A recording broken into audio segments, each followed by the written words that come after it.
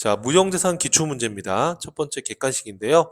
자, 다음 중 무형자산의 인식 및 최초 측정에 대한 설명으로 가장 틀린 것은 이렇게 되어 있는데, 인식이라는 단어는 기록한다는 뜻이에요. 무형자산을 우리가 기록할 때 내용 중에 틀린 걸 찾는 건데, 무형자산을 최초로 인식할 때는 원가로 측정한다. 당연히 이제 내가 특허권을 100만 원에 샀다. 그러면 그게 100만 원이 구입 원가니까 그걸로 측정한다는 얘기고요.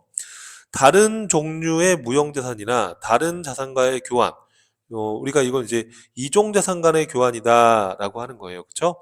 자, 이종자산 간의 교환의 경우에는 자, 이때 무형자산을 취득했을 때, 이종자산으로 무형자산을 취득했을 때, 이때는 무형자산의 취득 원가는 교환으로 제공한 자산의 공정가치로 측정한다 이렇게 돼 있죠. 맞는 표현이죠, 그죠? 우리 공정가치로 측정하는 게 맞죠. 자, 우리 동종자산 간의 교환은 처분을 목적으로 하는 것이 아니기 때문에 교환으로 취득한 자산의 우리 취득 원가는 내가 제공한 자산의 장부 금액으로 하고, 이종자산 간의 교환은 뭐였었죠? 서로 다른 자산 간의 교환이니까 처분을 목적으로 하기 때문에 내가 교환으로 취득한 자산의 취득 원가는 내가 제공한 자산의 공정가치를 취득 원가로 한다 이렇게 얘기했었잖아요. 그러니까 2번은 맞는 표현이죠. 이종자산 간의 교환이니까 내가 제공한 자산의 공정가치로 측정한다. 맞는 겁니다. 자, 무형 자산을 창출하기 위한 내부 프로젝트를 연구 단계와 개발 단계로 구분할 수 없다. 자, 연구 단계랑 개발 단계를 구분할 수 없다라는 건 이게 미래에 효익이 있다는 확실히 없다는 얘기잖아요. 그죠? 그래서 연구 단계와 개발 단계를 구분할 수 없는 경우에는 연구 단계로 그냥 가정하는 거예요. 즉, 비용 처리하라는 얘기예요. 우리가 연구 단계에서 발생한 것은 그냥 비용 처리한다고 그랬잖아요. 그죠? 단기 비용 처리하고, 개발 단계에서 지출한 것으로서 미래의 경제적 효익의 유익 가능성이 높고 그 금액을 신뢰성 있게 측정할 수 있다면, 즉 자산의 인식 요건을 충족했다면 개발비로 가는 거고, 그렇지 않다 그러면 경상개발비로 간다 이렇게 배웠잖아요. 그죠?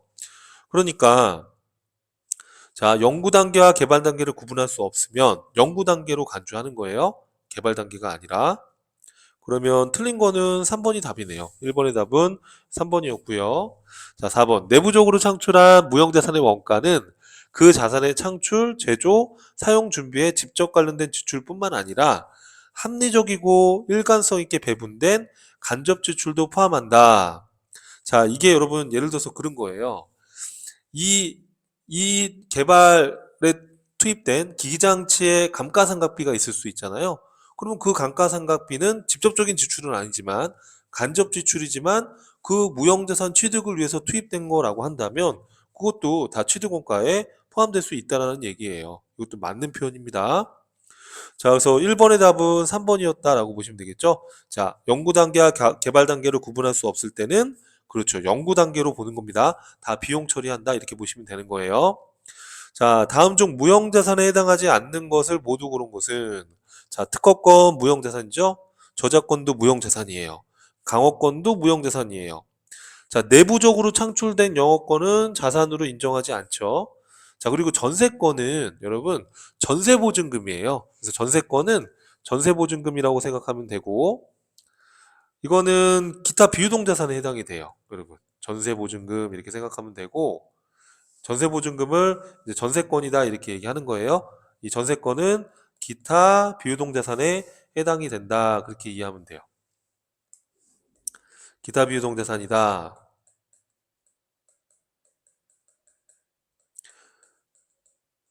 자, 전세권은 전세보증금을 의미한다. 그래서 기타 비유동자산에 해당한다 이렇게 이해하시면 돼요. 그러면 지금 무형자산에 해당하지 않는 것을 고르는 거네요. 주의사항은 무형자산에 해당하지 않는 것을 고르는 거니까, 그러면 전세권하고 그 내부적으로 창출된 영업권이네요. 그죠? 그래서 이거 답이 몇 번이 되는 건가요? 예, 3번이 되는 거죠. 2번의 답은 3번이다. 이렇게 B하고 D 3번이 답입니다. 해당하지 않는 걸 찾는 거니까, 해당하는 거는 강업권, 특허권, 저작권은 무형재산이고, 그쵸? 내부적으로 창출된 영업권은 자산으로 인정하지 않으니까 무형자산이 아니고, 전세권은 전세보증금을 전세권이라고 하는 건데 이건 기타 비유동자산에 해당이 된다. 이렇게 정리하시면 되겠습니다. 자, 3번입니다. 일반 기업 회계 기준에 따르면 무형자산의 창출 과정은 연구 단계와 개발 단계로 구분할 수 있다. 개발 단계에 속하는 활동의 일반적인 예로 적절하지 않은 것은, 자, 새로운 지식을 얻고자 하는 활동은 이거는 연구 단계에 해당이 돼요. 탐색이나 이런 탐색 활동 등을 말하는 거니까요. 그래서 답은 벌써 1번인데요. 그죠? 답이 1번이다라는 거죠. 3번의 답은 1번이었고요. 나머지 한번 읽어보시면, 생산 전 또는 사용 전에 시작품이나 또는 모형을 설계해 본다든지 이런 것들, 그리고 또 제작이나 시험을 하는 활동, 이런 것들은 이제 본격적인 개발 단계로 이해하면 되겠죠. 또는 공구라든지 금형, 주형 등을 설계해 본다. 그러니까 그 틀 같은 걸 만들어 본다든지, 제품 만들 때 필요한 이런 금형 틀이나 이런 거 생각하시면 되겠죠. 상업적 생산 목적이 아닌 소규모의 시험 공장을 설계해 본다. 그러니까 우리가 상업적으로 생산하기 전에 전 단계에서 시범적으로 이제 공장 설계를 해본다든지, 소규모의 또 건설 및 가동을 해보는 활동, 이런 것들은 본격적인 개발 단계라고 보면 되겠죠. 근데 새로운 지식을 얻고자 이렇게 탐색하는 활동을 한다 그러면 이런 탐색 활동 같은 것들은 연구 단계에 해당이 되는 거예요. 아시겠죠? 그래서 2, 3, 4번은 2, 3, 4번은 개발 단계에 해당이 되지만, 이렇게 새로운 지식을 얻고자 하는 활동은 연구 단계에 해당하는 활동이다. 그렇게 이해를 하시면 되겠습니다. 자, 4번입니다. 다음 중 무형자산과 관련된 설명으로 옳지 않은 것은, 이렇게 되어 있어요. 자, 무형자산은 회사가 사용할 목적으로 보유하는 물리적 실체가 없는 비화폐성 자산이다. 맞죠? 자, 유형자산도 비화폐성 자산이고요. 무형자산도 비화폐성 자산입니다. 이런 기계나 뭐 특허권이나 이런 건 화폐가 아니니까요. 당연히 비화폐성 자산이다, 이런 표현을 쓰는 겁니다. 자, 개발비는 개발 단계에서 발생하여 미래 경제적 효익을 창출할 것으로 기대되는 자산이다. 맞죠?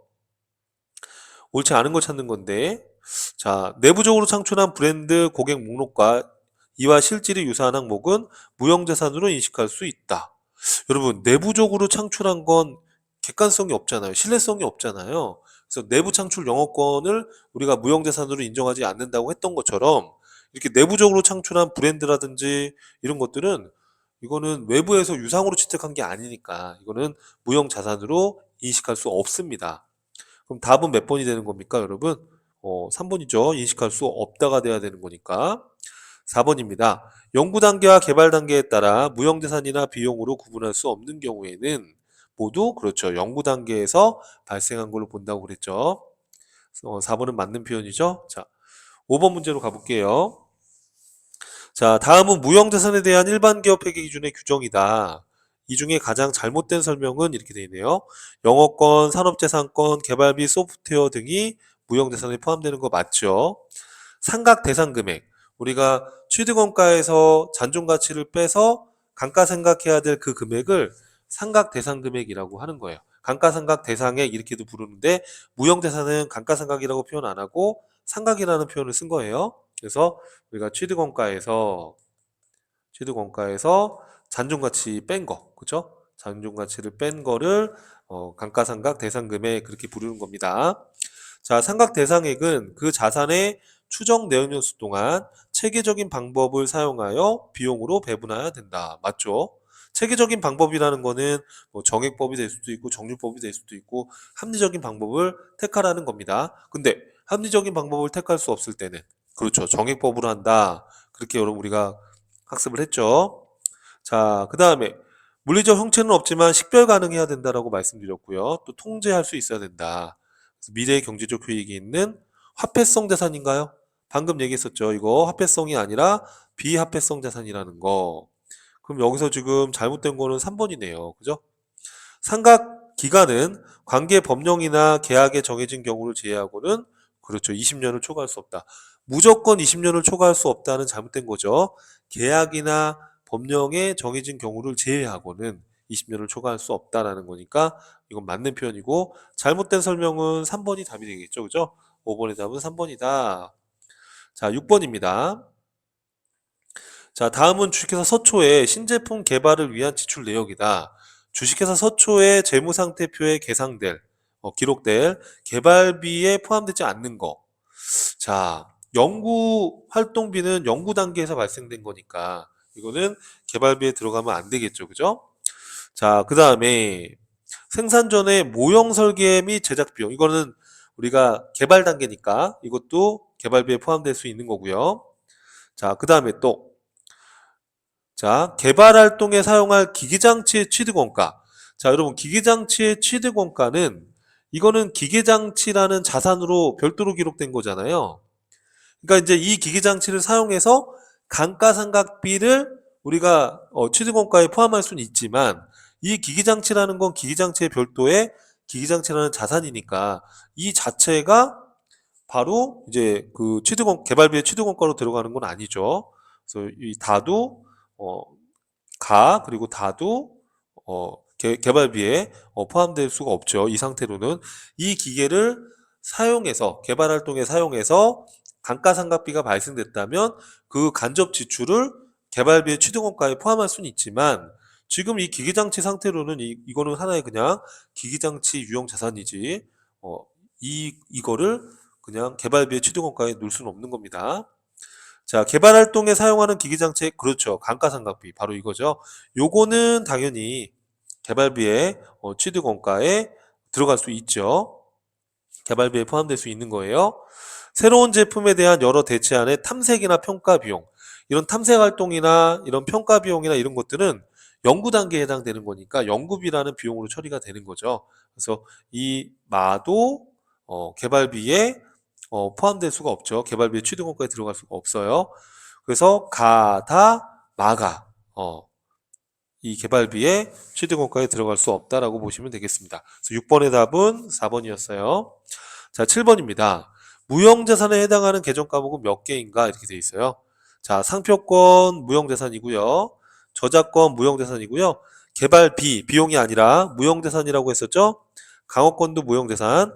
기기장치와 토지는 뭐예요? 이거는 유형자산이죠. 그쵸? 그럼 몇 개입니까? 4개. 그래서 7번의 답은 2번이었다.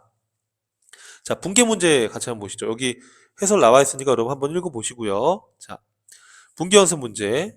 자, 책에는 여기 지금 답이 안 적혀 있죠. 해답에만 적혀 있고, 그래서 연필로 써보라고 그걸 비워놓은 거니까 꼭 분계를 써보세요, 여러분.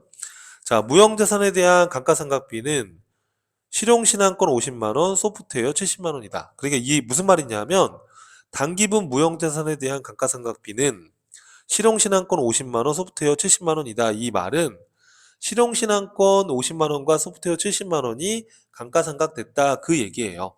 그럼 우리가 특별한 언급이 없는 한 무형자산은 상각 누계액을 안 쓴다고 그랬으니까 특별한 언급이 없는 한 직접상각으로 하는 겁니다. 그러면 대변에 실용신한권 자산이 50만원 감소했고 소프트웨어 자산이 70만원 감소했다.